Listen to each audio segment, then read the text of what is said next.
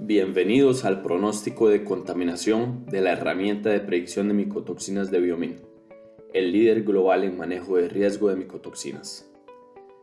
Esta semana echaremos un vistazo a las contaminaciones esperadas en el maíz de Brasil, Argentina y Uruguay.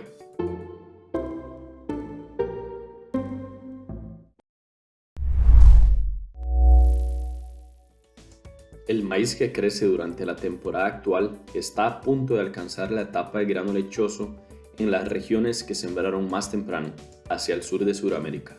A partir de ahí, le seguirán las plantaciones conforme se avance hacia el noreste de Brasil, donde el momento de siembra ocurrió más tarde. El tiempo lluvioso y la alta humedad son críticos para la infección con hongos productores de toxinas durante el periodo de floración, y continúan siendo críticos para la acumulación de micotoxinas en el cultivo. Echemos un vistazo al tiempo en las últimas semanas y el pronóstico de lo que vendrá para el resto de enero. Mirando hacia la precipitación de fines de diciembre, encontramos abundantes lluvias que golpearon las regiones costeras de los estados brasileños de Santa Catarina y Minas Gerais con aguaceros diarios.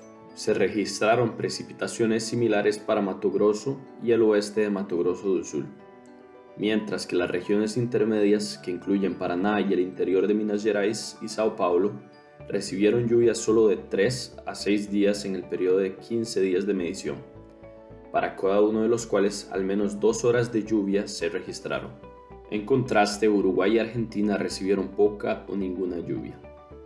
El comienzo de enero se caracterizó por extremos climáticos con poca o ninguna precipitación en el sur de Brasil, Argentina y Uruguay. Sin embargo, lluvias torrenciales e inundaciones en el sureste y noreste de Brasil afectaron a Minas Gerais y regiones adyacentes. El pronóstico para fines de enero prevé el regreso de las lluvias a la mayoría de las regiones, con 6 a 9 días de lluvia, incluso en las regiones del interior que estuvieran secas en las semanas anteriores. Según el tiempo registrado hasta la fecha y el pronosticado hasta las fechas de cosecha previstas, se muestra a continuación la probabilidad prevista de que las cosechas contengan más de 2 partes por 1.000 millones de aflatoxinas para cada región principal. El mayor riesgo se estima para los estados del nordeste de Brasil con hasta un 75%. Sin embargo, los riesgos locales pueden variar, como se muestra en el mapa. Se esperan altas concentraciones de fumonicinas en regiones con alta humedad combinada con temperaturas cálidas. Por lo tanto, se espera un alto riesgo de que el maíz contenga 500 partes por 1.000 millones o más en la mayoría de las regiones de cultivo, con un riesgo de hasta el 80% o más. Los niveles crecientes de deoxinivalenol también coinciden con la alta humedad, pero requieren temperaturas más moderadas. El porcentaje general más bajo aquí puede ser engañoso, ya que las regiones del sur no se ven afectadas.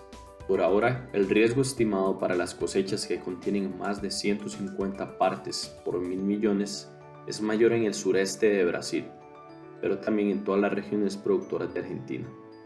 Al igual que el deoxinivalenol, la cearalenona se produce predominantemente en condiciones más frías. La estimación de riesgo actual predice niveles de cearalenona superiores a 50 partes por 1.000 millones solo para alrededor del 20% en todas las regiones. Manténgase en sintonía con nosotros para las próximas actualizaciones a lo largo del desarrollo del maíz que crece actualmente en Sudamérica.